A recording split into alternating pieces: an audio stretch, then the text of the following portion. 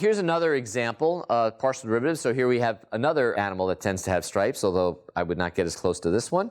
So first question, which one's the X and which one's the Y?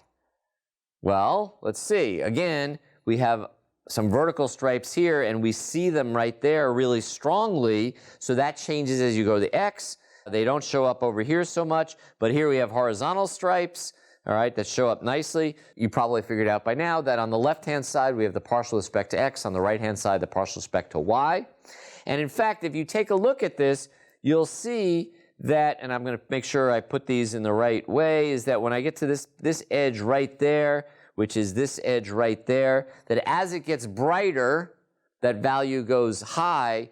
So the filter that I'm using here is this -1 + 1 correlation filter. I take the value to my right, subtract off the one from my left, and that's the value. And now correlation versus convolution matters, because if I swapped it around, things would be different.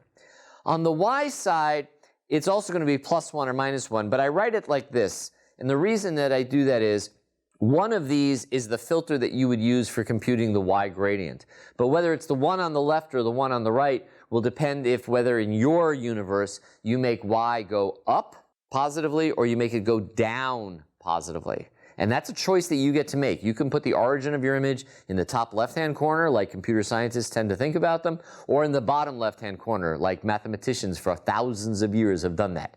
Only computer scientists would screw with that, but we did. So you'll probably have to figure out which way Y is in your world and then apply the right filter.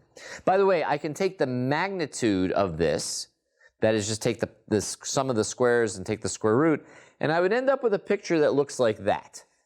And that should start to give you a hint as to where we're headed, because that looks an awful lot like an edge image.